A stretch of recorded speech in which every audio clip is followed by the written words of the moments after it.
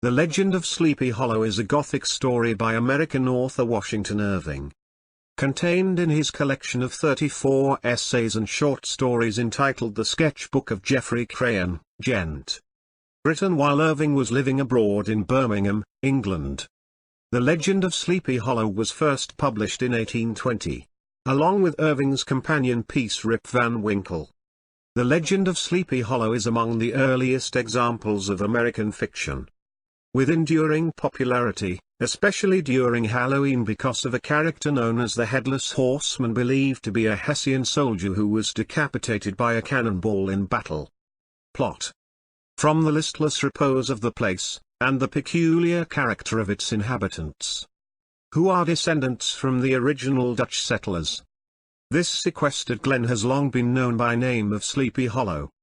A drowsy, dreamy influence seems to hang over the land, and to pervade the very atmosphere. Washington Irving, The Legend of Sleepy Hollow. The story is set in 1790 in the countryside around the Dutch settlement of Tarrytown, historical Tarrytown, New York, in a secluded glen known as Sleepy Hollow. Sleepy Hollow is renowned for its ghosts and the haunting atmosphere that pervades the imaginations of its inhabitants and visitors. Some residents say this town was bewitched during the early days of the Dutch settlement, while others claim that the mysterious atmosphere was caused by an old Native American chief, the wizard of his tribe, before the country was discovered by Master Hendrik Hudson. The most infamous spectre in the hollow is the Headless Horseman, supposedly the ghost of a Hessian trooper whose head had been shot off by a stray cannonball during some nameless battle of the Revolution, and who rides forth to the scene of battle in nightly quest of his head. The legend relates the tale of Ichabod Crane, a lean, lanky and extremely superstitious schoolmaster from Connecticut, who competes with Abraham Brombones Van Brunt, the town rowdy, for the hand of 18-year-old Katrina Van Tassel, the daughter and sole child of wealthy farmer Baltus Van Tassel. Ichabod Crane, a Yankee and an outsider, sees marriage to Katrina as a means of procuring Van Tassel's extravagant wealth. Bones, the local hero, unable to force Ichabod into a physical showdown to settle things, plays a series of pranks on the superstitious schoolmaster. The tension among the three continues for some time, and is soon brought to a head. On a placid autumn night, the ambitious Crane attends a harvest party at the Van Tassel's homestead. He dances, partakes in the feast, and listens to ghostly legends told by Brom and the locals. But his true aim is to propose to Katrina after the guests leave. His intentions, however, are ill-fated. After having failed to secure Katrina's hand, Ichabod rides home on his temperamental horse, named Gunpowder, heavy-hearted and crestfallen through the woods between Van Tassel's farmstead and the farmhouse in Sleepy Hollow where he is quartered at the time. As he passes several purportedly haunted spots, his active imagination is engorged by the ghost stories told at Baltus' harvest party. After nervously passing a lightning-stricken tulip tree purportedly haunted by the ghost of British spy Major Andre, Ichabod encounters a cloaked rider at an intersection in a menacing swamp. Unsettled by his fellow travelers' eerie sighs and silence, the teacher is horrified to discover that his companion's head, in the form of a jack-o'-lantern, is not on his shoulders, but on his saddle. In a frenzied race to the bridge adjacent to the old Dutch burying ground, where the Hessian is said to vanish, according to rule, in a flash of fire and brimstone before crossing it, Ichabod rides for his life, desperately goading Gunpowder down the hollow. However, while Crane and Gunpowder are able to cross the bridge ahead of the ghoul, to Crane's horror it rears its horse and hurls its severed pumpkin head directly at Ichabod. The schoolmaster attempts to dodge, but is too late. The horticultural missile strikes his head and sends him tumbling headlong into the dust. The next morning, Ichabod has mysteriously disappeared from the area, leaving Katrina to later marry Brombones, who was said to look exceedingly knowing whenever the story of Ichabod was related. Indeed, the only relics of the schoolmaster's flight are his discarded hat, Gunpowder's trampled saddle, and a mysterious shattered pumpkin. Although the true nature of both the Headless Horseman and Ichabod's disappearance that night are left open to interpretation, the story implies that the horseman was really Brom, an extremely agile rider, in disguise. And suggests that Crayon survived the fall from gunpowder and immediately fled Sleepy Hollow in horror. Never to return but to prosper elsewhere, or perhaps was killed by Brom himself. Irving's narrator concludes the story, however, by stating that the old Dutch wives continue to promote the belief that Ichabod was spirited away by supernatural means. And a legend develops around his disappearance and sightings of his melancholy spirit. In a postscript, sometimes unused in certain editions, the narrator states the circumstances in which he heard the story from an old gentleman at a corporation meeting at the ancient city of Manhattoes, who didn't believe one half of it, himself. Let's listen to the complete audiobook of The Legend of Sleepy Hollow by Washington Irving. Found among the papers of the late Diedrich Knickerbocker. A pleasing land of drowsy head it was, of dreams that wave before the half-shut eye, and of gay castles in the clouds that pass, forever flushing round a summer sky. Castle of Indolence, in the bosom of one of those spacious coves which indent the eastern shore of the Hudson, at that broad expansion of the river denominated by the ancient Dutch navigators the Tappan Zee, and where they always prudently shortened sail and implored the protection of St. Nicholas when they crossed, there lies a small market town or rural port, which by some is called Greensburg, but which is more generally and properly known by the name of Tarry Town. This name was given, we are told, in former days, by the good housewives of the adjacent country, from the inveterate propensity of their husbands to linger about the village tavern on market days. Be that as it may, I do not vouch for the fact, but merely advert to it, for the sake of being precise and authentic. Not far from this village, perhaps about 2 miles, there is a little valley or rather lap of land among high hills, which is one of the quietest places in the whole world.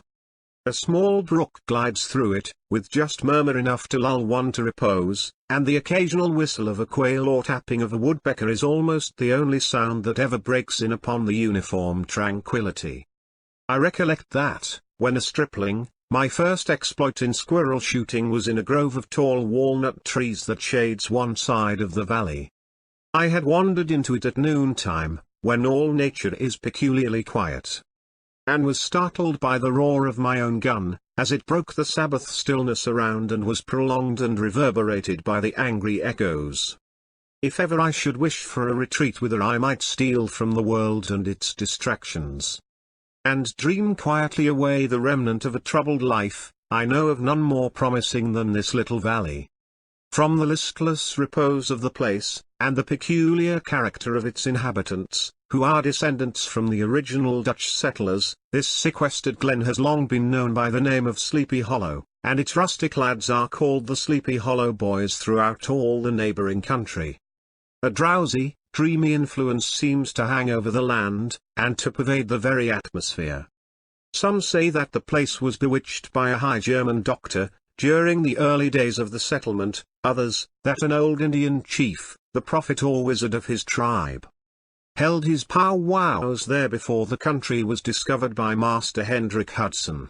Certain it is, the place still continues under the sway of some witching power, that holds a spell over the minds of the good people, causing them to walk in a continual reverie.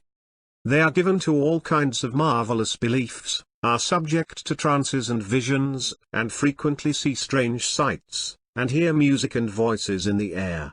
The whole neighborhood abounds with local tales, haunted spots, and twilight superstitions. Stars shoot and meteors glare oftener across the valley than in any other part of the country, and the nightmare, with her whole ninefold, seems to make it the favorite scene of her gambols. The dominant spirit, however, that haunts this enchanted region, and seems to be commander-in-chief of all the powers of the air, is the apparition of a figure on horseback, without a head. It is said by some to be the ghost of a Hessian trooper, whose head had been carried away by a cannon ball, in some nameless battle during the Revolutionary War. and who is ever and anon seen by the country folk hurrying along in the gloom of night, as if on the wings of the wind.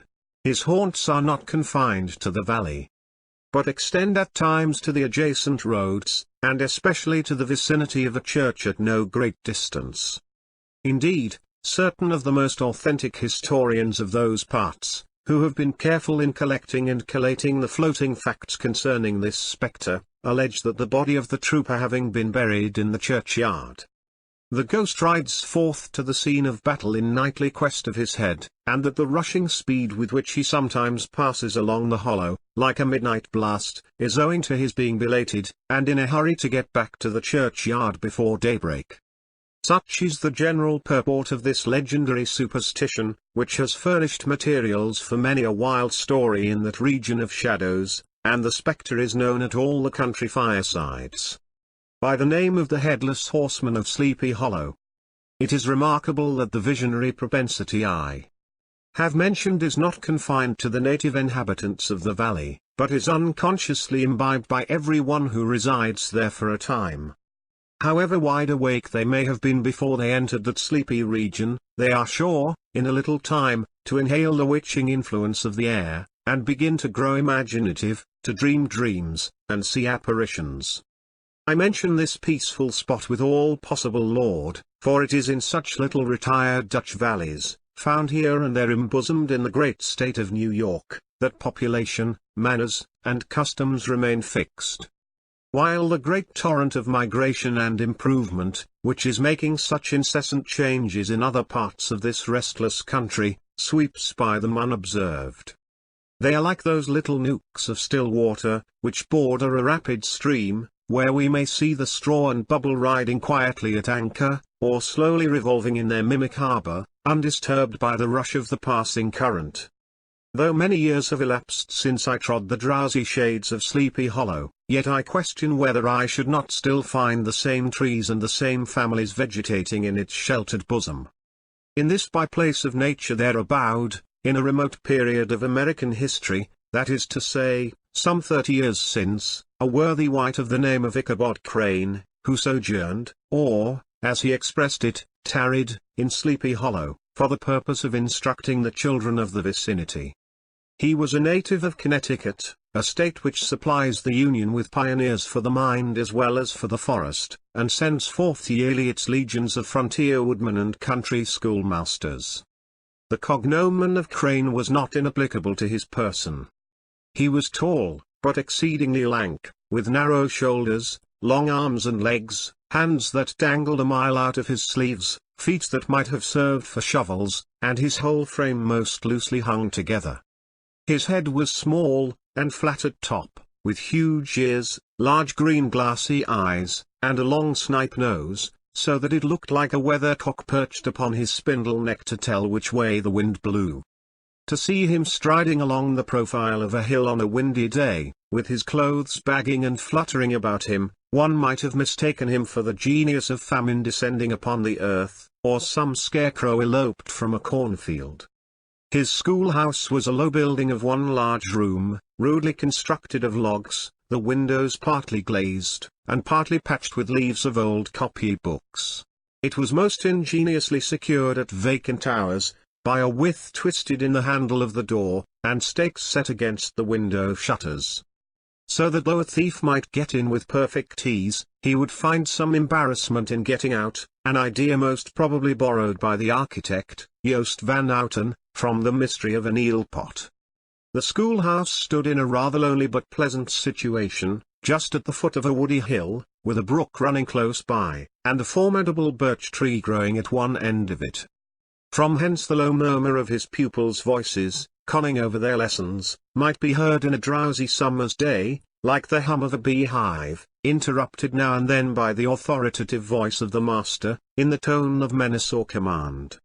Or, peradventure, by the appalling sound of the birch, as he urged some tardy loiterer along the flowery path of knowledge. Truth to say, he was a conscientious man, and ever bore in mind the golden maxim, "Spare the rod and spoil the child." Ichabod Crane's scholars certainly were not spoiled. I would not have it imagined, however, that he was one of those cruel potentates of the school who joy in the smart of their subjects. On the contrary, he administered justice with discrimination rather than severity, taking the burden off the backs of the weak, and laying it on those of the strong. Your mere puny stripling, that winced at the least flourish of the rod, was passed by with indulgence. But the claims of justice were satisfied by inflicting a double portion on some little tough wrong-headed, broad-skirted Dutch urchin, who sulked and swelled and grew dogged and sullen beneath the birch. All this he called doing his duty by their parents, and he never inflicted a chastisement without following it by the assurance, so consolatory to the smarting urchin, that he would remember it and thank him for it the longest day he had to live. When school hours were over, he was even the companion and playmate of the larger boys, and on holiday afternoons would convoy some of the smaller ones home, who happened to have pretty sisters, or good housewives for mothers, noted for the comforts of the cupboard. Indeed, it behooved him to keep on good terms with his pupils. The revenue arising from his school was small, and would have been scarcely sufficient to furnish him with daily bread, for he was a huge feeder, and, though lank, had the dilating powers of an anaconda, but to help out his maintenance. He was, according to country custom in those parts, boarded and lodged at the houses of the farmers whose children he instructed. With these he lived successively a week at a time, thus going the rounds of the neighborhood, with all his worldly effects tied up in a cotton handkerchief. That all this might not be too onerous on the purses of his rustic patrons, who are apt to consider the costs of schooling a grievous burden, and schoolmasters as mere drones. He had various ways of rendering himself both useful and agreeable. He assisted the farmers occasionally in the lighter labors of their farms, helped to make hay, mended the fences, took the horses to water, drove the cows from pasture, and cut wood for the winter fire. He laid aside, too, all the dominant dignity and absolute sway with which he lauded it in his little empire, the school, and became wonderfully gentle and ingratiating. He found favor in the eyes of the mothers by petting the children, particularly the youngest, and like the lion bold, which whilom so magnanimously the lamb did hold, he would sit with a child on one knee, and rock a cradle with his foot for whole hours together. In addition to his other vocations, he was the singing master of the neighborhood, and picked up many bright shillings by instructing the young folks in psalmody. It was a matter of no little vanity to him on Sundays, to take his station in front of the church gallery, with a band of chosen singers, where, in his own mind, he completely carried away the palm from the parson. Certain it is, his voice resounded far above all the rest of the congregation, and there are peculiar quavers still to be heard in that church, and which may even be heard half a mile off, quite to the opposite side of the mill pond. On a still Sunday morning, which are said to be legitimately descended from the nose of Ichabod Crane. Thus, by divers little makeshifts, in that ingenious way which is commonly denominated by hook and by crook, the worthy pedagogue got on tolerably enough, and was thought, by all who understood nothing of the labor of head work, to have a wonderfully easy life of it. The schoolmaster is generally a man of some importance in the female circle of a rural neighborhood, being considered a kind of idle, gentlemanlike personage, of vastly superior taste and accomplishments to the rough country swains, and, indeed, inferior in learning only to the parson. His appearance, therefore, is apt to occasion some little stir at the tea-table of a farmhouse, and the addition of a supernumerary dish of cakes or sweetmeats, or, peradventure, the parade of a silver teapot. Our man of letters, therefore, was peculiarly happy in the smiles of all the country damsels. How he would figure among them in the churchyard, between services on Sundays, gathering grapes for them from the wild vines that overran the surrounding trees, reciting for their amusement all the epitaphs on the tombstones, or sauntering, with a whole bevy of them, along the banks of the adjacent mill pond, while the more bashful country bumpkins hung sheepishly back, envying his superior elegance and address. From his half-itinerant life, also, he was a kind of travelling gazette, carrying the whole budget of local gossip from house to house, so that his appearance was always greeted with satisfaction. He was, moreover, esteemed by the women as a man of great erudition, for he had read several books quite through, and was a perfect master of Cotton Mather's History of New England Witchcraft, in which, by the way, he most firmly and potently believed. He was, in fact, an odd mixture of small shrewdness and simple credulity. His appetite for the marvelous, and his powers of digesting it, were equally extraordinary. And both had been increased by his residence in this spellbound region. No tale was too gross or monstrous for his capacious swallow. It was often his delight, after his school was dismissed in the afternoon, to stretch himself on the rich bed of clover bordering the little brook that whimpered by his schoolhouse, and there con over old Mather's direful tales, until the gathering dusk of evening made the printed page a mere mist before his eyes. Then, as he wended his way by swamp and stream and awful woodland, to the farmhouse where he happened to be quartered, every sound of nature, at that witching hour, fluttered his excited imagination, the moan of the whippoorwill from the hillside, the boding cry of the tree-toad, that harbinger of storm, the dreary hooting of the screech owl, or the sudden rustling in the thicket of birds frightened from their roost. The fireflies, too, which sparkled most vividly in the darkest places, now and then startled him, as one of uncommon brightness would stream across his path, and if, by chance, a huge blockhead of a beetle came winging his blundering flight against him, the poor varlet was ready to give up the ghost, with the idea that he was struck with a witch's token. His only resource on such occasions, either to drown thought or drive away evil spirits, was to sing psalm tunes, and the good people of Sleepy Hollow, as they sat by their doors of an evening, were often filled with awe at hearing his nasal melody, in linked sweetness long drawn out, floating from the distant hill, or along the dusky road.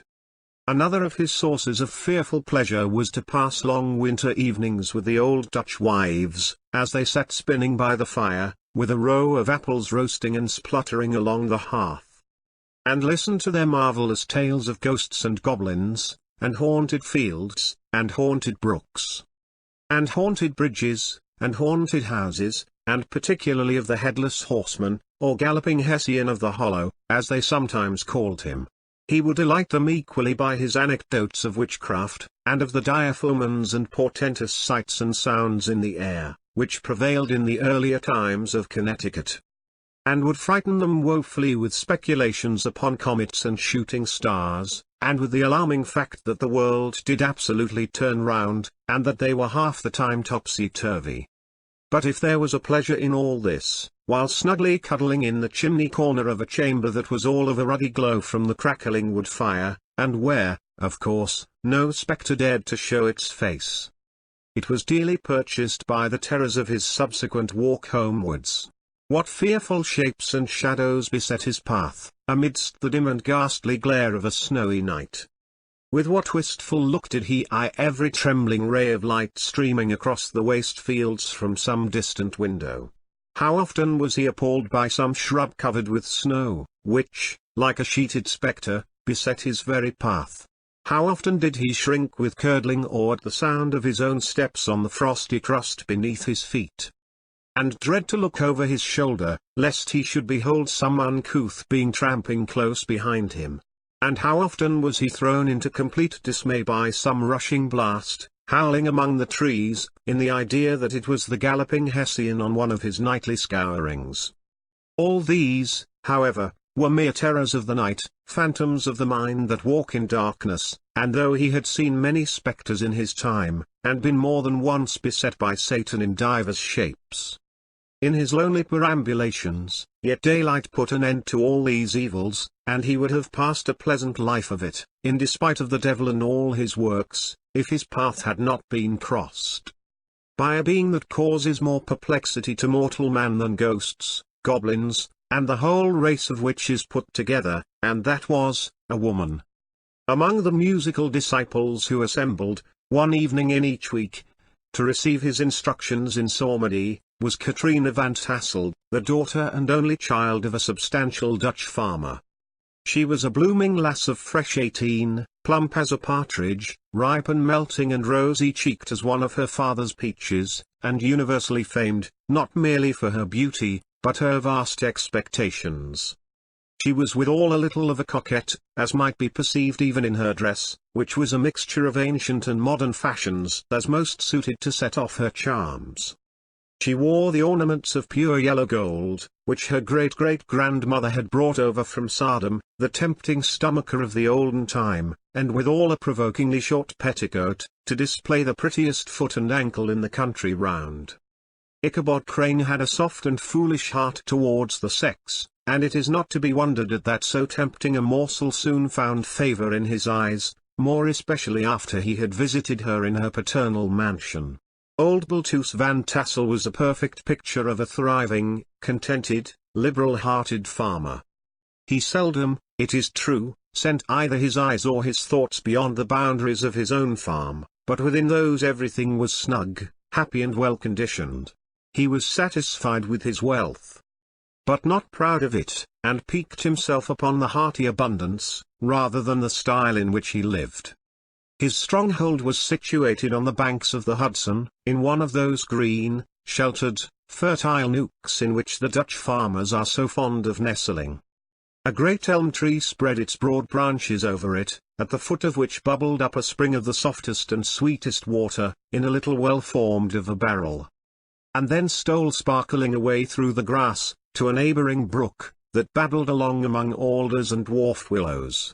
Hard by the farmhouse was a vast barn, that might have served for a church, every window and crevice of which seemed bursting forth with the treasures of the farm. The flail was busily resounding within it from morning to night. Swallows and martins skimmed twittering about the eaves, and rows of pigeons, some with one eye turned up, as if watching the weather, some with their heads under their wings or buried in their bosoms, and others swelling, and cooing, and bowing about their dames, were enjoying the sunshine on the roof. Sleek unwieldy porkers were grunting in the repose and abundance of their pens, from whence sallied forth, now and then, troops of sucking pigs, as if to snuff the air. A stately squadron of snowy geese were riding in an adjoining pond, convoying whole fleets of ducks. Regiments of turkeys were gobbling through the farmyard, and guinea fowls fretting about it, like ill-tempered housewives, with their peevish, discontented cry. Before the barn door strutted the gallant cock, that pattern of a husband, a warrior and a fine gentleman, clapping his burnished wings and crowing in the pride and gladness of his heart, sometimes tearing up the earth with his feet, and then generously calling his ever-hungry family of wives and children to enjoy the rich morsel which he had discovered. The pedagogue's mouth watered as he looked upon this sumptuous promise of luxurious winter fare. In his devouring mind's eye, he pictured to himself every roasting pig running about with a pudding in his belly, and an apple in his mouth. The pigeons were snugly put to bed in a comfortable pie, and tucked in with a coverlet of crust. The geese were swimming in their own gravy, and the ducks pairing cosily in dishes, like snug married couples, with a decent competency of onion sauce. In the porkers he saw carved out the future sleek side of bacon, and juicy relishing ham, not a turkey but he beheld daintily trussed up, with its gizzard under its wing, and, peradventure, a necklace of savoury sausages, and even bright Chanticleer himself lay sprawling on his back, in a side dish, with uplifted claws, as if craving that quarter which his chivalrous spirit disdained to ask while living. As the enraptured Ichabod fancied all this, and as he rolled his great green eyes over the fat meadow-lands, the rich fields of wheat, of rye, of buckwheat, and Indian corn, and the orchards burdened with ruddy fruit, which surrounded the warm tenement of Van Tassel, his heart yearned after the damsel who was to inherit these domains, and his imagination expanded with the idea, how they might be readily turned into cash, and the money invested in immense tracts of wild land, and shingle palaces in the wilderness. Nay, his busy fancy already realized his hopes, and presented to him the blooming Katrina, with a whole family of children, mounted on the top of a wagon loaded with household trumpery, with pots and kettles dangling beneath, and he beheld himself bestriding a pacing mare, with a colt at her heels, setting out for Kentucky, Tennessee, or the Lord knows where. When he entered the house, the conquest of his heart was complete. It was one of those spacious farmhouses, with high-ridged but lowly sloping roofs, built in the style handed down from the first Dutch settlers. The low projecting eaves forming a piazza along the front, capable of being closed up in bad weather. Under this were hung flails, harness, various utensils of husbandry, and nets for fishing in the neighboring river. Benches were built along the sides for summer use, and a great spinning wheel at one end, and a churn at the other, showed the various uses to which this important porch might be devoted. From this piazza the wandering Ichabod entered the hall, which formed the centre of the mansion, and the place of usual residence. Here rows of resplendent pewter, ranged on a long dresser, dazzled his eyes. In one corner stood a huge bag of wool, ready to be spun, in another, a quantity of linsey woolsey just from the loom, ears of Indian corn, and strings of dried apples and peaches. Hung in gay festoons along the walls, mingled with the gourd of red peppers, and a door left ajar gave him a peep into the best parlour, where the claw-footed chairs and dark mahogany tables shone like mirrors, and irons, with their accompanying shovel and tongs, glistened from their cover of asparagus tops. Mock oranges and conch shells decorated the mantelpiece, strings of various coloured birds' eggs were suspended above it. A great ostrich egg was hung from the centre of the room, and a corner cupboard, knowingly left open, displayed immense treasures of old silver and well-mended china. From the moment Ichabod laid his eyes upon these regions of delight, the peace of his mind was at an end, and his only study was how to gain the affections of the peerless daughter of Van Tassel. In this enterprise, however, he had more real difficulties than generally fell to the lot of a knight-errant of yore, who seldom had anything but giants, enchanters, fiery dragons, and such like easily conquered adversaries to contend with, and had to make his way merely through gates of iron and brass, and walls of adamant to the castle keep, where the lady of his heart was confined, all which he achieved as easily as a man would carve his way to the centre of a Christmas pie, and then the lady gave him her hand as a matter of course. Ichabod, on the contrary, had to win his way to the heart of a country coquette, beset with a labyrinth of whims and caprices, which were forever presenting new difficulties and impediments, and he had to encounter a host of fearful adversaries of real flesh and blood, the numerous rustic admirers, who beset every portal to her heart, keeping a watchful and angry eye upon each other, but ready to fly out in the common cause against any new competitor. Among these, the most formidable was a burly, roaring, roistering blade, of the name of Abraham, or, according to the Dutch abbreviation, Brom van Brunt, the hero of the country round, which rang with his feats of strength and hardihood. He was broad-shouldered and double-jointed, with short curly black hair, and a bluff but not unpleasant countenance, having a mingled air of fun and arrogance. From his Herculean frame and great powers of limb he had received the nickname of Brom Bones, by which he was universally known. He was famed for great knowledge and skill in horsemanship, being as dexterous on horseback as a Tartar. He was foremost at all races and cock-fights, and, with the ascendancy which bodily strength always acquires in rustic life, was the umpire in all disputes, setting his hat on one side, and giving his decisions with an air and tone that admitted of no gainsay or appeal. He was always ready for either a fight or a frolic, but had more mischief than ill will in his composition, and with all his overbearing roughness, there was a strong dash of waggish good humour at bottom. He had 3 or 4 boon companions, who regarded him as their model, and at the head of whom he scoured the country, attending every scene of feud or merriment for miles round. In cold weather he was distinguished by a fur cap, surmounted with a flaunting fox's tail, and when the folks at a country gathering descried this well-known crest at a distance, whisking about among a squad of hard riders, they always stood by for a squall. Sometimes his crew would be heard dashing along past the farmhouses at midnight, with whoop and hallo, like a troop of Don Cossacks. And the old dames, startled out of their sleep, would listen for a moment till the hurry-scurry had clattered by, and then exclaim, there goes Brombones and his gang. The neighbours looked upon him with a mixture of awe, admiration, and goodwill, and, when any madcap prank or rustic brawl occurred in the vicinity, always shook their heads, and warranted Brombones was at the bottom of it. This rantipole hero had for some time singled out the blooming Katrina for the object of his uncouth gallantries. And though his amorous toyings were something like the gentle caresses and endearments of a bear, yet it was whispered that she did not altogether discourage his hopes. Certain it is, his advances were signals for rival candidates to retire, who felt no inclination to cross a lion in his amours. Insomuch, that when his horse was seen tied to Van Tassel's paling on a Sunday night, a sure sign that his master was courting, or, as it is termed, sparking, within, all other suitors passed by in despair, and carried the war into other quarters. Such was the formidable rival with whom Ichabod Crane had to contend, and, considering all things, a stouter man than he would have shrunk from the competition, and a wiser man would have despaired. He had, however, a happy mixture of pliability and perseverance in his nature. He was in form and spirit like a supple jack, yielding, but tough. Though he bent, he never broke.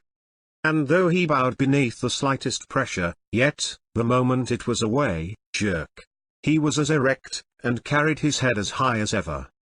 To have taken the field openly against his rival would have been madness, for he was not a man to be thwarted in his amours, any more than that stormy lover, Achilles. Ichabod, therefore, made his advances in a quiet and gently insinuating manner. Under cover of his character of singing master, he made frequent visits at the farmhouse, not that he had anything to apprehend from the meddlesome interference of parents, which is so often a stumbling block in the path of lovers. Bout Van Tassel was an easy indulgent soul, he loved his daughter better even than his pipe. And, like a reasonable man and an excellent father, let her have her way in everything. His notable little wife, too, had enough to do to attend to her housekeeping and manage her poultry. For, as she sagely observed, ducks and geese are foolish things, and must be looked after. But girls can take care of themselves. Thus, while the busy dame bustled about the house, or plied her spinning wheel at one end of the piazza, honest Balt would sit smoking his evening pipe at the other, watching the achievements of a little wooden warrior, who, armed with a sword in each hand, was most valiantly fighting the wind on the pinnacle of the barn. In the meantime, Ichabod would carry on his suit with the daughter by the side of the spring under the great elm, or sauntering along in the twilight, that hour so favourable to the lover's eloquence. I profess not to know how women's hearts are wooed and won. To me they have always been matters of riddle and admiration. Some seem to have but one vulnerable point, or door of access, while others have 1,000 avenues, and may be captured in 1,000 different ways. It is a great triumph of skill to gain the former, but a still greater proof of generalship to maintain possession of the latter, for man must battle for his fortress at every door and window. He who wins 1,000 common hearts is therefore entitled to some renown. But he who keeps undisputed sway over the heart of a coquette is indeed a hero. Certain it is. This was not the case with the redoubtable Brombones, and from the moment Ichabod Crane made his advances, the interests of the former evidently declined. His horse was no longer seen tied to the palings on Sunday nights, and a deadly feud gradually arose between him and the preceptor of Sleepy Hollow. Brom, who had a degree of rough chivalry in his nature, would fain have carried matters to open warfare and have settled their pretensions to the lady, according to the mode of those most concise and simple reasoners, the knights errant of yore, by single combat. But Ichabod was too conscious of the superior might of his adversary to enter the lists against him. He had overheard a boast of Bones, that he would double the schoolmaster up, and lay him on a shelf of his own schoolhouse, and he was too wary to give him an opportunity. There was something extremely provoking in this obstinately pacific system. It left Brom no alternative but to draw upon the funds of rustic waggery in his disposition, and to play off boorish practical jokes upon his rival. Ichabod became the object of whimsical persecution to Bones and his gang of rough riders. They harried his hitherto peaceful domains, smoked out his singing school by stopping up the chimney, broke into the schoolhouse at night, in spite of its formidable fastenings of withe and window stakes, and turned everything topsy-turvy, so that the poor schoolmaster began to think all the witches in the country held their meetings there.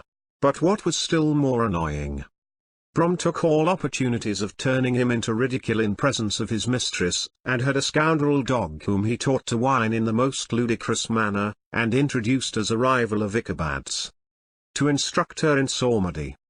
In this way matters went on for some time, without producing any material effect on the relative situations of the contending powers. On a fine autumnal afternoon, Ichabod, in pensive mood, sat enthroned on the lofty stool from whence he usually watched all the concerns of his little literary realm. In his hand he swayed a ferule, that sceptre of despotic power. The birch of justice reposed on 3 nails behind the throne, a constant terror to evil-doers, while on the desk before him might be seen sundry contraband articles and prohibited weapons, detected upon the persons of idle urchins, such as half-munched apples, popguns, whirligigs, fly-cages, and whole legions of rampant little paper gamecocks. Apparently there had been some appalling act of justice recently inflicted, for his scholars were all busily intent upon their books, or slyly whispering behind them with one eye kept upon the master, and a kind of buzzing stillness reigned throughout the schoolroom. It was suddenly interrupted by the appearance of a negro in tow-cloth jacket and trousers, a round-crowned fragment of a hat, like the cap of Mercury, and mounted on the back of a ragged, wild, half-broken colt, which he managed with a rope by way of halter. He came clattering up to the school door with an invitation to Ichabod to attend a merry-making or quilting frolic, to be held that evening at Mynheer Van Tassel's. And having delivered his message with that air of importance, and effort at fine language, which a negro is apt to display on petty embassies of the kind, he dashed over the brook, and was seen scampering away up the hollow, full of the importance and hurry of his mission. All was now bustle and hubbub in the late quiet schoolroom. The scholars were hurried through their lessons without stopping at trifles. Those who were nimble skipped over half with impunity, and those who were tardy had a smart application now and then in the rear, to quicken their speed or help them over a tall word. Books were flung aside without being put away on the shelves, inkstands were overturned, benches thrown down, and the whole school was turned loose an hour before the usual time, bursting forth like a legion of young imps, yelping and racketing about the green in joy at their early emancipation. The gallant Ichabod now spent at least an extra half-hour at his toilet, brushing and furbishing up his best, and indeed only suit of rusty black, and arranging his locks by a bit of broken looking-glass that hung up in the schoolhouse, that he might make his appearance before his mistress in the true style of a cavalier. He borrowed a horse from the farmer with whom he was domiciliated, a choleric old Dutchman of the name of Hans van Ripper, and, thus gallantly mounted, issued forth like a knight-errant in quest of adventures. But it is meet I should, in the true spirit of romantic story, give some account of the looks and equipments of my hero and his steed. The animal he bestrode was a broken-down plough horse, that had outlived almost everything but its viciousness. He was gaunt and shagged, with a ewe-neck, and a head like a hammer. His rusty mane and tail were tangled and knotted with bears, one eye had lost its pupil, and was glaring and spectral, but the other had the gleam of a genuine devil in it. Still he must have had fire and metal in his day, if we may judge from the name he bore of gunpowder. He had, in fact, been a favourite steed of his master's, the choleric Van Ripper, who was a furious rider, and had infused, very probably, some of his own spirit into the animal, for, old and broken down as he looked, there was more of the lurking devil in him than in any young filly in the country. Ichabod was a suitable figure for such a steed. He rode with short stirrups, which brought his knees nearly up to the pommel of the saddle, his sharp elbows stuck out like grasshoppers, he carried his whip perpendicularly in his hand, like a sceptre, and as his horse jogged on, the motion of his arms was not unlike the flapping of a pair of wings. A small wool hat rested on the top of his nose, for so his scanty strip of forehead might be called, and the skirts of his black coat fluttered out almost to the horse's tail. Such was the appearance of Ichabod and his steed as they shambled out of the gate of Hans van Ripper. and it was altogether such an apparition as is seldom to be met with in broad daylight. It was, as I have said, a fine autumnal day, the sky was clear and serene, and nature wore that rich and golden livery which we always associate with the idea of abundance.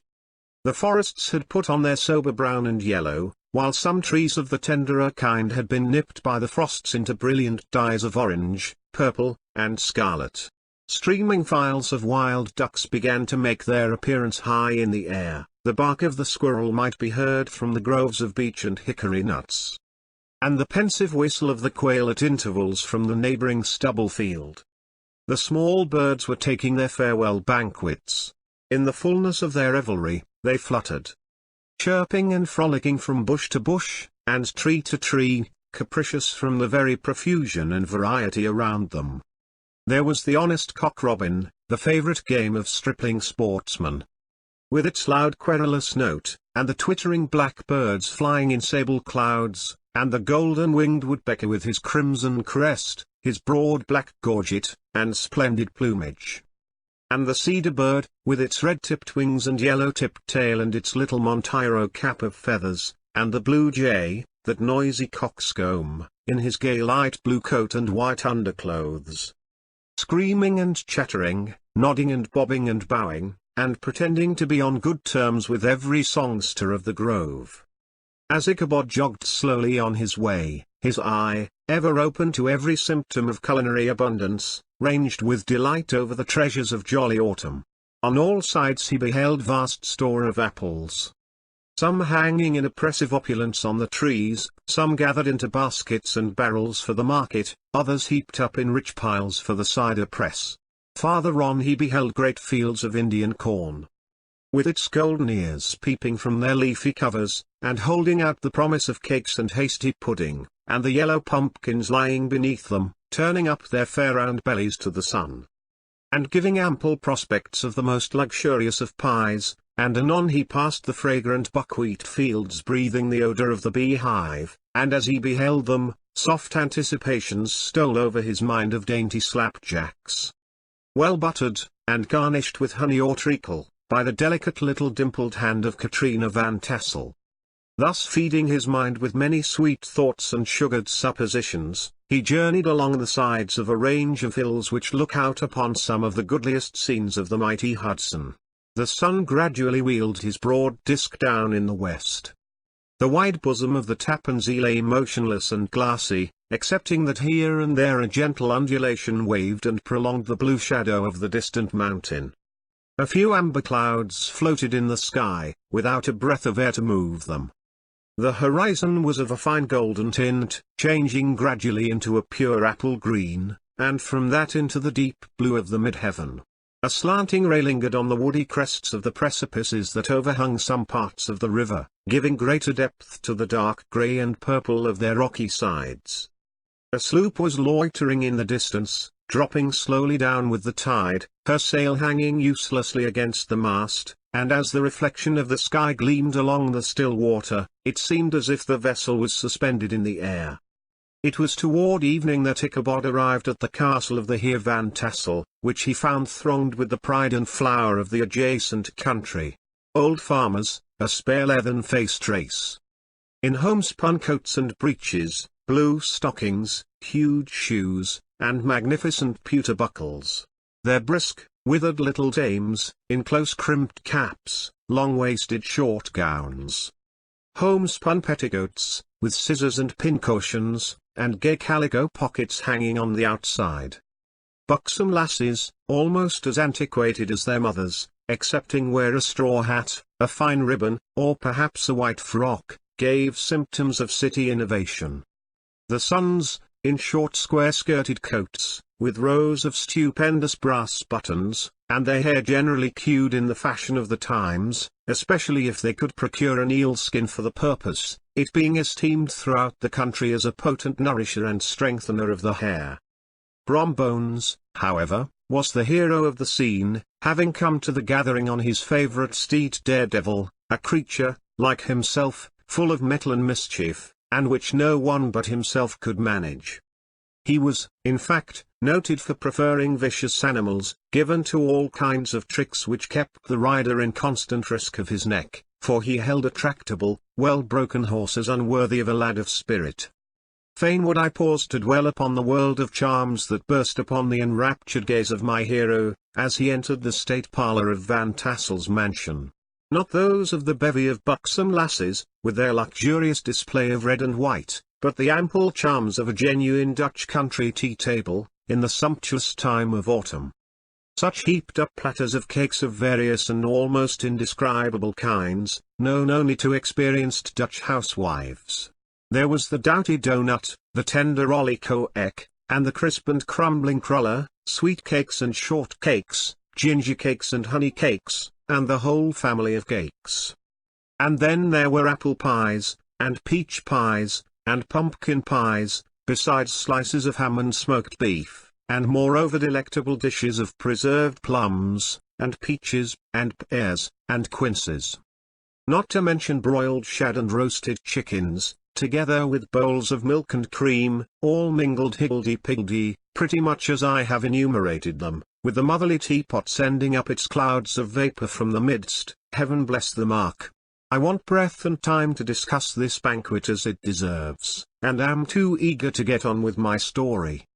Happily, Ichabod Crane was not in so great a hurry as his historian, but did ample justice to every dainty. He was a kind and thankful creature, whose heart dilated in proportion as his skin was filled with good cheer, and whose spirits rose with eating, as some men's do with drink. He could not help, too, rolling his large eyes round him as he ate, and chuckling with the possibility that he might one day be lord of all this scene of almost unimaginable luxury and splendour. Then, he thought, how soon he'd turn his back upon the old schoolhouse, snap his fingers in the face of Hans Van Ripper, and every other niggardly patron, and kick any itinerant pedagogue out of doors that should dare to call him comrade. Old Baltus Van Tassel moved about among his guests with a face dilated with content and good humour, round and jolly as the harvest moon. His hospitable attentions were brief, but expressive. Being confined to a shake of the hand, a slap on the shoulder, a loud laugh, and a pressing invitation to fall to, and help themselves. And now the sound of the music from the common room, or hall, summoned to the dance. The musician was an old grey-headed negro, who had been the itinerant orchestra of the neighbourhood for more than half a century. His instrument was as old and battered as himself. The greater part of the time he scraped on 2 or 3 strings, accompanying every movement of the bow with a motion of the head, bowing almost to the ground, and stamping with his foot whenever a fresh couple were to start. Ichabod prided himself upon his dancing as much as upon his vocal powers. Not a limb, not a fibre about him was idle, and to have seen his loosely hung frame in full motion, and clattering about the room, you would have thought Saint Vitus himself, that blessed patron of the dance, was figuring before you in person. He was the admiration of all the negroes, who, having gathered, of all ages and sizes, from the farm and the neighbourhood, stood forming a pyramid of shining black faces at every door and window, gazing with delight at the scene, rolling their white eyeballs, and showing grinning rows of ivory from ear to ear. How could the flogger of urchins be otherwise than animated and joyous? The lady of his heart was his partner in the dance, and smiling graciously in reply to all his amorous oglings, while Brombones, sorely smitten with love and jealousy, sat brooding by himself in one corner.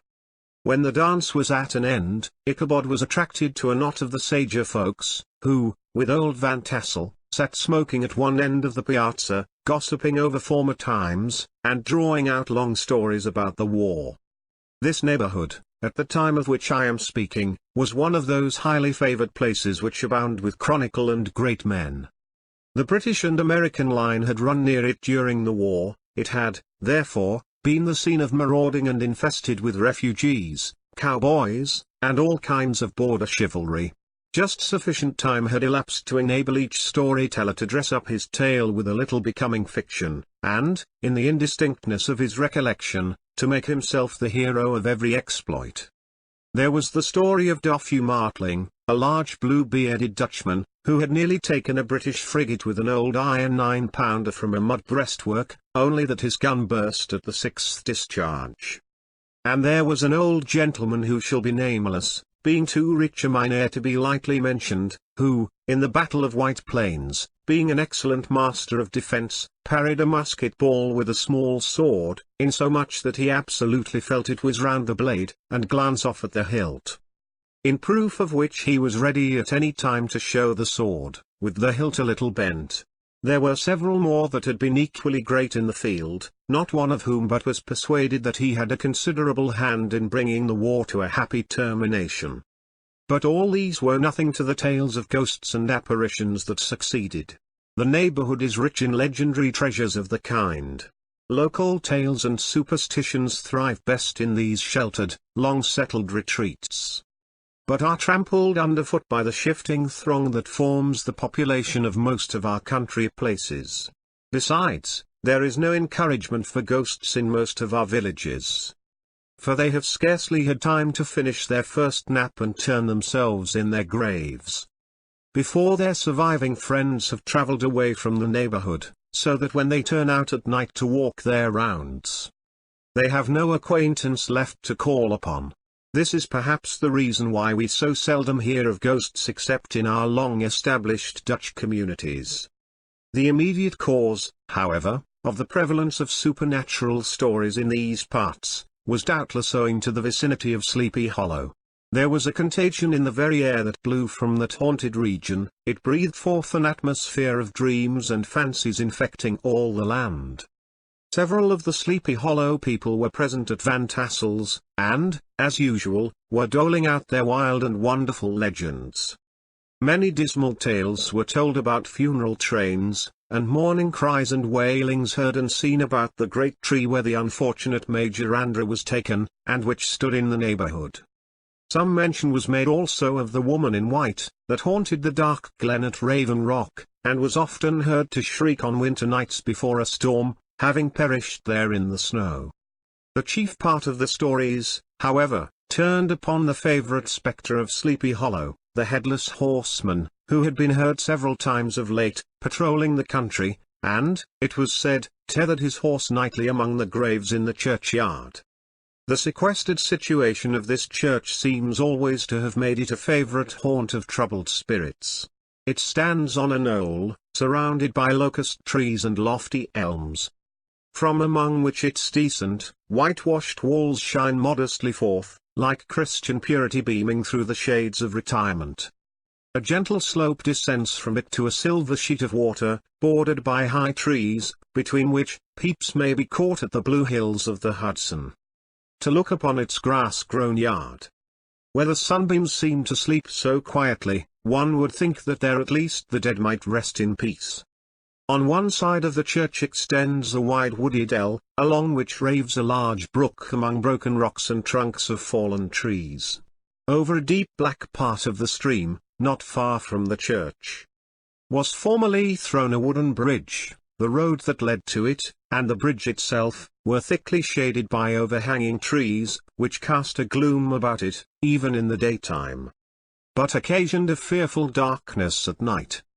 Such was one of the favorite haunts of the Headless Horseman, and the place where he was most frequently encountered. The tale was told of old Brower, a most heretical disbeliever in ghosts, how he met the horseman returning from his foray into Sleepy Hollow, and was obliged to get up behind him. How they galloped over bush and brake, over hill and swamp, until they reached the bridge, when the horseman suddenly turned into a skeleton, threw old Brower into the brook, and sprang away over the treetops with a clap of thunder. This story was immediately matched by a thrice marvellous adventure of Brombones, who made light of the galloping Hessian as an arrant jockey. He affirmed that on returning one night from the neighbouring village of Sing Sing, he had been overtaken by this midnight trooper, that he had offered to race with him for a bowl of punch, and should have won it too, for Daredevil beat the goblin horse All Hollow, but just as they came to the church bridge, the Hessian bolted, and vanished in a flash of fire.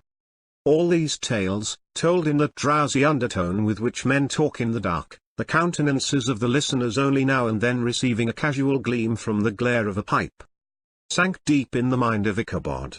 He repaid them in kind with large extracts from his invaluable author, Cotton Mather, and added many marvelous events that had taken place in his native state of Connecticut, and fearful sights which he had seen in his nightly walks about Sleepy Hollow. The revel now gradually broke up. The old farmers gathered together their families in their wagons, and were heard for some time rattling along the hollow roads, and over the distant hills. Some of the damsels mounted on pillions behind their favourite swains, and their light-hearted laughter, mingling with the clatter of hoofs, echoed along the silent woodlands, sounding fainter and fainter, until they gradually died away, and the late scene of noise and frolic was all silent and deserted. Ichabod only lingered behind, according to the custom of country lovers, to have a tete-a-tete with the heiress, fully convinced that he was now on the high road to success. What passed at this interview I will not pretend to say, for in fact I do not know. Something, however, I fear me, must have gone wrong, for he certainly sallied forth, after no very great interval, with an air quite desolate and chapfallen. Oh, these women! These women! Could that girl have been playing off any of her coquettish tricks? Was her encouragement of the poor pedagogue all a mere sham to secure her conquest of his rival? Heaven only knows, not I. Let it suffice to say, Ichabod stole forth with the air of one who had been sacking a hen roost, rather than a fair lady's heart. Without looking to the right or left to notice the scene of rural wealth, on which he had so often gloated, he went straight to the stable, and with several hearty cuffs and kicks roused his steed most uncourteously from the comfortable quarters in which he was soundly sleeping, dreaming of mountains of corn and oats, and whole valleys of timothy and clover. It was the very witching time of night that Ichabod, heavy-hearted and crestfallen, pursued his travels homewards, along the sides of the lofty hills which rise above Tarrytown, and which he had traversed so cheerily in the afternoon. The hour was as dismal as himself. Far below him the Tappan Zee spread its dusky and indistinct waste of waters, with here and there the tall mast of a sloop, riding quietly at anchor under the land. In the dead hush of midnight, he could even hear the barking of the watchdog from the opposite shore of the Hudson. But it was so vague and faint as only to give an idea of his distance from this faithful companion of man. Now and then, too, the long-drawn crowing of a cock, accidentally awakened, would sound far, far off, from some farmhouse away among the hills, but it was like a dreaming sound in his ear. No signs of life occurred near him, but occasionally the melancholy chirp of a cricket, or perhaps the guttural twang of a bullfrog from a neighbouring marsh, as if sleeping uncomfortably and turning suddenly in his bed. All the stories of ghosts and goblins that he had heard in the afternoon now came crowding upon his recollection. The night grew darker and darker, the stars seemed to sink deeper in the sky, and driving clouds occasionally hid them from his sight. He had never felt so lonely and dismal. He was, moreover, approaching the very place where many of the scenes of the ghost stories had been laid. In the centre of the road stood an enormous tulip tree, which towered like a giant above all the other trees of the neighbourhood, and formed a kind of landmark. Its limbs were gnarled and fantastic, large enough to form trunks for ordinary trees, twisting down almost to the earth, and rising again into the air. It was connected with the tragical story of the unfortunate Andra, who had been taken prisoner hard by, and was universally known by the name of Major Andra Copyright's tree. The common people regarded it with a mixture of respect and superstition, partly out of sympathy for the fate of its ill-starred namesake, and partly from the tales of strange sights, and doleful lamentations, told concerning it. As Ichabod approached this fearful tree, he began to whistle. He thought his whistle was answered. It was but a blast sweeping sharply through the dry branches. As he approached a little nearer, he thought he saw something white, hanging in the midst of the tree. He paused and ceased whistling, but, on looking more narrowly, perceived that it was a place where the tree had been scathed by lightning, and the white wood laid bare. Suddenly he heard a groan, his teeth chattered, and his knees smote against the saddle. It was but the rubbing of one huge bough upon another, as they were swayed about by the breeze. He passed the tree in safety, but new perils lay before him. About 200 yards from the tree, a small brook crossed the road, and ran into a marshy and thickly wooded glen, known by the name of Wiley's Swamp. A few rough logs, laid side by side, served for a bridge over this stream. On that side of the road where the brook entered the wood, a group of oaks and chestnuts, matted thick with wild grapevines, threw a cavernous gloom over it. To pass this bridge was the severest trial. It was at this identical spot that the unfortunate Andrew was captured, and under the cover of those chestnuts and vines were the sturdy yeomen concealed who surprised him.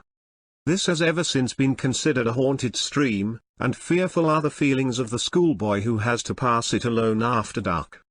As he approached the stream, his heart began to thump. He summoned up, however, all his resolution, gave his horse half a score of kicks in the ribs, and attempted to dash briskly across the bridge.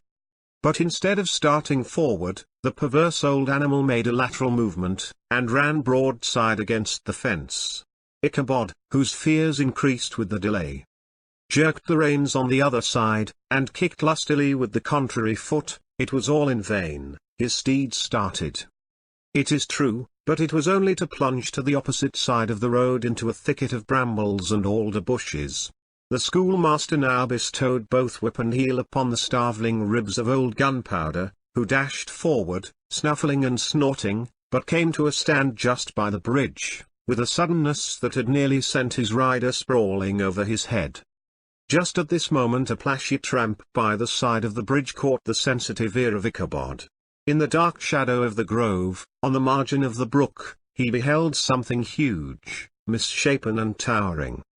It stirred not, but seemed gathered up in the gloom, like some gigantic monster ready to spring upon the traveller. The hair of the affrighted pedagogue rose upon his head with terror. What was to be done? To turn and fly was now too late, and besides, what chance was there of escaping ghost or goblin? If such it was, which could ride upon the wings of the wind.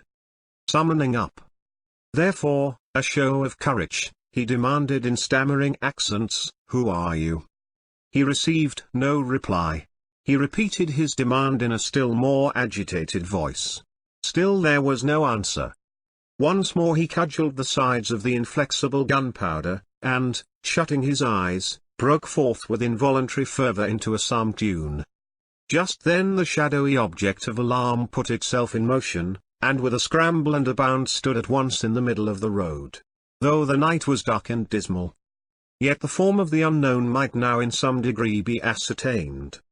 He appeared to be a horseman of large dimensions, and mounted on a black horse of powerful frame. He made no offer of molestation or sociability, but kept aloof on one side of the road, jogging along on the blind side of old Gunpowder, who had now got over his fright and waywardness. Ichabod, who had no relish for this strange midnight companion, and bethought himself of the adventure of Brombones with the galloping Hessian, now quickened his steed in hopes of leaving him behind. The stranger, however, quickened his horse to an equal pace. Ichabod pulled up, and fell into a walk, thinking to lag behind. The other did the same. His heart began to sink within him. He endeavored to resume his psalm tune, but his parched tongue clove to the roof of his mouth, and he could not utter a stave. There was something in the moody and dogged silence of this pertinacious companion that was mysterious and appalling. It was soon fearfully accounted for. On mounting a rising ground, which brought the figure of his fellow traveller in relief against the sky, gigantic in height, and muffled in a cloak, Ichabod was horror-struck on perceiving that he was headless. But his horror was still more increased on observing that the head, which should have rested on his shoulders, was carried before him on the pommel of his saddle. His terror rose to desperation. He rained a shower of kicks and blows upon Gunpowder, hoping by a sudden movement to give his companion the slip, but the spectre started full jump with him. Away, then, they dashed through thick and thin, stones flying and sparks flashing at every bound. Ichabod's flimsy garments fluttered in the air, as he stretched his long lank body away over his horse's head, in the eagerness of his flight. They had now reached the road which turns off to Sleepy Hollow, but Gunpowder, who seemed possessed with a demon, instead of keeping up it, made an opposite turn, and plunged headlong downhill to the left. This road leads through a sandy hollow shaded by trees for about a quarter of a mile, where it crosses the bridge famous in Goblin story, and just beyond swells the green knoll on which stands the whitewashed church. As yet the panic of the steed had given his unskilful rider an apparent advantage in the chase, but just as he had got halfway through the hollow, the girths of the saddle gave way, and he felt it slipping from under him. He seized it by the pommel, and endeavored to hold it firm, but in vain, and had just time to save himself by clasping old Gunpowder round the neck. When the saddle fell to the earth, and he heard it trampled underfoot by his pursuer. For a moment the terror of Hans Van Ripper's wrath passed across his mind, for it was his Sunday's saddle, but this was no time for petty fears. The goblin was hard on his haunches, and, unskilful rider that he was, he had much ado to maintain his seat. Sometimes slipping on one side, sometimes on another, and sometimes jolted on the high ridge of his horse's backbone, with a violence that he verily feared would cleave him asunder. An opening in the trees now cheered him with the hopes that the church bridge was at hand. The wavering reflection of a silver star in the bosom of the brook told him that he was not mistaken. He saw the walls of the church dimly glaring under the trees beyond. He recollected the place where Brom Bones's ghostly competitor had disappeared. "If I can but reach that bridge," thought Ichabod, "I am safe." Just then he heard the black steed panting and blowing close behind him. He even fancied that he felt his hot breath. Another convulsive kick in the ribs, and old Gunpowder sprang upon the bridge. He thundered over the resounding planks. He gained the opposite side, and now Ichabod cast a look behind to see if his pursuer should vanish, according to rule. In a flash of fire and brimstone. Just then he saw the goblin rising in his stirrups, and in the very act of hurling his head at him. Ichabod endeavored to dodge the horrible missile, but too late. It encountered his cranium with a tremendous crash. He was tumbled headlong into the dust, and Gunpowder, the black steed, and the goblin rider, passed by like a whirlwind. The next morning the old horse was found without his saddle, and with the bridle under his feet, soberly cropping the grass at his master's gate.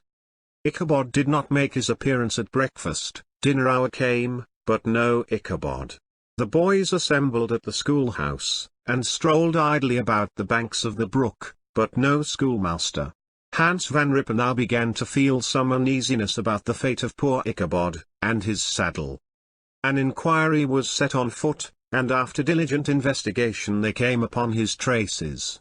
In one part of the road leading to the church was found the saddle trampled in the dirt, the tracks of horses' hoofs deeply dented in the road, and evidently at furious speed, were traced to the bridge, beyond which, on the bank of a broad part of the brook, where the water ran deep and black, was found the hat of the unfortunate Ichabod, and close beside it a shattered pumpkin. The brook was searched, but the body of the schoolmaster was not to be discovered. Hans Van Ripper, as executor of his estate, examined the bundle which contained all his worldly effects. They consisted of 2 shirts and a half, 2 stocks for the neck, a pair or 2 of worsted stockings, an old pair of corduroy small clothes, a rusty razor, a book of psalm tunes full of dog's ears, and a broken pitch pipe. As to the books and furniture of the schoolhouse, they belonged to the community. Excepting Cotton Mather's History of Witchcraft, a New England Almanac, and a book of dreams and fortune-telling, in which last was a sheet of foolscap much scribbled and blotted in several fruitless attempts to make a copy of verses in honor of the heiress of Van Tassel.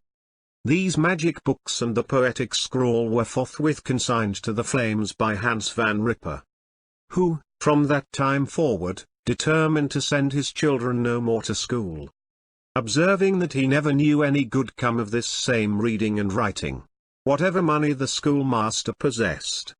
And he had received his quarter's pay but a day or 2 before. He must have had about his person at the time of his disappearance. The mysterious event caused much speculation at the church on the following Sunday. Knots of gazers and gossips were collected in the churchyard, at the bridge, and at the spot where the hat and pumpkin had been found. The stories of Brower, of Bones, and a whole budget of others were called to mind. And when they had diligently considered them all, and compared them with the symptoms of the present case, they shook their heads, and came to the conclusion that Ichabod had been carried off by the galloping Hessian. As he was a bachelor, and in nobody's debt, nobody troubled his head any more about him. The school was removed to a different quarter of the hollow, and another pedagogue reigned in his stead. It is true, an old farmer, who had been down to New York on a visit several years after, and from whom this account of the ghostly adventure was received, brought home the intelligence that Ichabod Crane was still alive. That he had left the neighborhood partly through fear of the goblin and Hans Van Ripper, and partly in mortification at having been suddenly dismissed by the heiress.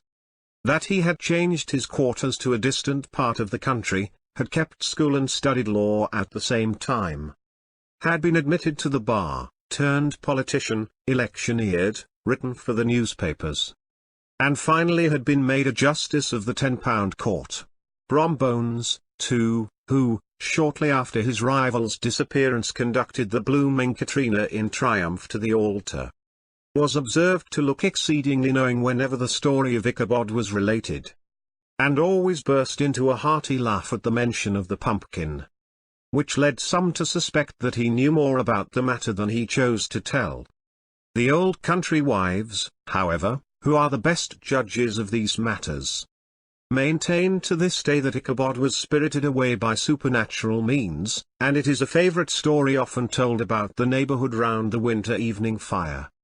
The bridge became more than ever an object of superstitious awe, and that may be the reason why the road has been altered of late years, so as to approach the church by the border of the mill pond.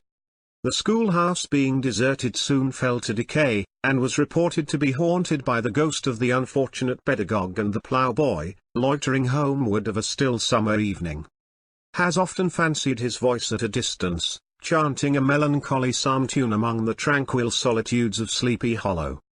Postscript. Found in the handwriting of Mr. Knickerbocker. The preceding tale is given almost in the precise words in which I heard it related at a corporation meeting at the ancient city of Manhattan, at which were present many of its sagest and most illustrious beggars. The narrator was a pleasant, shabby, gentlemanly old fellow, in pepper and salt clothes, with a sadly humorous face, and one whom I strongly suspected of being poor, he made such efforts to be entertaining. When his story was concluded, there was much laughter and approbation, particularly from 2 or 3 deputy aldermen, who had been asleep the greater part of the time.